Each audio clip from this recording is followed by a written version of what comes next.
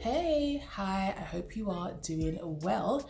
Today, I have a little bit of an issue. I have 30 minutes to retwist and style my hair for a baby shower that I have to go to today. However, my hair has not been retwisted for 2 months. As you can see, it is completely grown out and very unkept, shame on me, but I really want to get it together for today. So what I'm going to be doing is doing a very quick refresh and style to show you at home as well that it is just as easy to get yourself together without having to spend your whole day in the salon and spend that point that you may want to hold on to buy some nice gifts. So stay tuned and see how I get on with the 30 minutes that I have to style 2-month-old locks. So as you can see here, I'm sectioning off the perimeter of my hair, the locks around the edges that are going to be seen the most in this style. Everything else in the middle can stay as is, unfortunately, but it's mainly focusing around the side. So I'm using my protective moisturizing, I think it's a leave-in conditioner, just to help add some moisture to my locks so that they're more pliable and not brittle whilst twisting. Do not retwist on dry hair, please. It's quite damaging and can lead to breakage. So I'm trying to be as neat as possible here, where I'm not trying to be too precious because I'm aware of the time.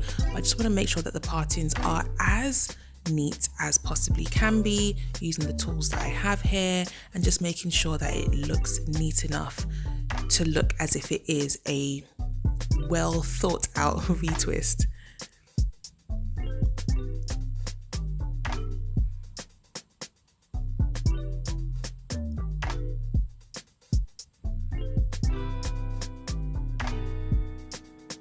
So I'm not sure if you've noticed that the locks around the front, in that front section there, are a slightly bigger size than the rest of my locks. It's because around the perimeter, that's where you're most likely to have tension from any pulling, over twisting over time, or because then, as you can see, as if I'm redoing just the front, that's the parts that get the most tension or traction, so they're more prone to thinning. So by making the perimeter locks bigger, thicker in size, it lessens the eventuality of thinning over time. That's not to say that you should be over twisting your hair. You know, prevention is definitely better than cure, but I found that this is what helps to keep the locks looking as similar or as uniform, if that's a thing, to each other as possible.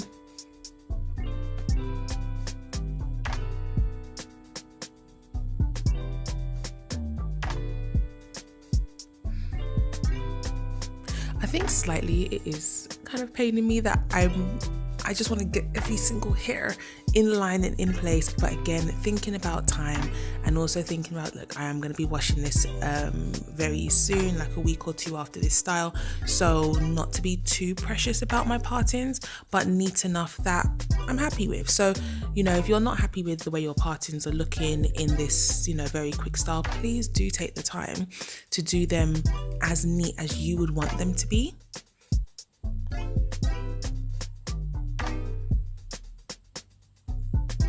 Can you see what I'm saying about the size in the front there? And I'm actually really happy that I did resize them in that way, because I feel like too, it just fits my face shape a lot better as well. There's a whole, I'm not going to say there's a whole science behind it, but definitely, especially being on the second set of locks as well, you do tend to be more aware of what works for you, what works for your face, what works for your lifestyle. So as we always say, you know, no two locks are the same, no two processes or journeys are the same. So it's best to kind of do what works for you, and that way you'll be happy with them for longer. So as you can see, I've parted down the middle of the hair, and then I'm just retwisting the parts that are going to get seen down the middle. I did get extremely lazy with it all, so the middle part, with that, not that many were retwisted, but as you can see on this side that I did very quickly, I did a fishtail down the side. So you'll see me work it on this other side as well, where I not braid the hair but kind of overlap the locks to create a fishtail going down the middle, like 2 braids, and that's what works. So as you're going to see in a moment on this, as I'm wrapping the front, I'm aware that the locks are shorter. So what I end up doing is using a rubber band to hold the locks at different parts of the braid down. That way then it minimizes the lock inside loosening, because it's not long enough to wrap all the way around the hair going down because of this, the length of the locks at the moment, and it just helps secure it that bit better. And then pin them up. I left out these two little bits inside because I see people do them and they look really cute, so I thought, okay, leave them out. I'm still a bit undecided at this point, but for now, here they are. I always know I can tuck them in afterwards if I'm not too pleased with how they're at, and I'm just pinning in the back of my hair now.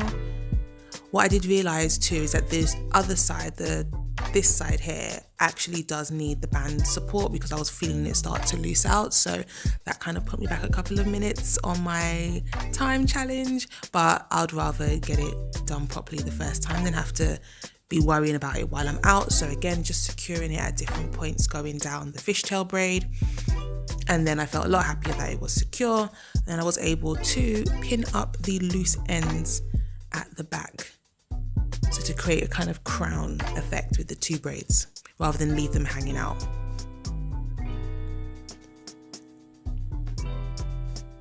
And that is it. I am done. I am finished. And here we are, the finished look. It took 40 minutes and a couple of seconds to finish, but really quick, really easy. And so hopefully you've been inspired to do some really quick, easy styles when you know you are crunched for time. So please do remember to like, comment and subscribe. Thank you so much for joining me on this mini tutorial, and I will see you soon. Bye.